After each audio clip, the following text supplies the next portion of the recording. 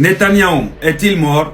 La rumeur qui explose sur les réseaux, ce qu'on sait vraiment. Bonjour à tous, bonsoir à tous, ça dépend de où est-ce que vous êtes dans le monde. On est le 14 mars 2026, il est 17h50.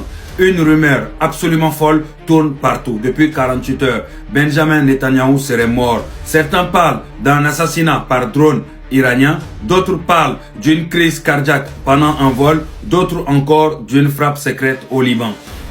Les posts explosent sur les réseaux. Des vidéos montrent des ambulances autour de sa résidence.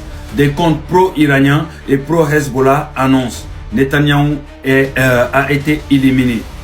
Des chaînes liées à l'IRGC diffusent des images floues avec des légendes en arabe et en hébreu.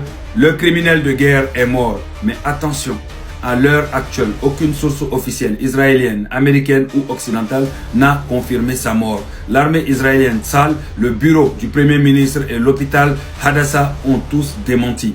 Benjamin Netanyahou est en vie et continue d'exercer ses fonctions. Une photo de lui en réunion avec des ministres a été publiée. Son compte a posté un message ce matin à 9h47. Nous continuons la lutte pour la sécurité d'Israël. Pourquoi cette rumeur est-elle si forte? Le timing, juste après des frappes iraniennes très précises sur des cibles stratégiques. La propagande iranienne et ses alliés ont tout intérêt à faire croire que le leader israélien est mort pour semer le chaos. Les fake news, les images truquées, des montages de vidéos et des comptes anonymes amplifient la rumeur en quelques heures. En réalité, c'est une opération d'intox classique. Faire croire à la mort d'un dirigeant pour déstabiliser l'ennemi, forcer des réactions, paniquer et créer de la confusion. L'Iran l'a déjà fait plusieurs fois. Rumeurs sur la mort de Khamenei, Soleiman, Nasrallah, avant confirmation officielle. Israël aussi utilise ce genre de désinformation. Conclusion, au 14 mars 2026, 17h50, Netanyahou est vivant et au pouvoir.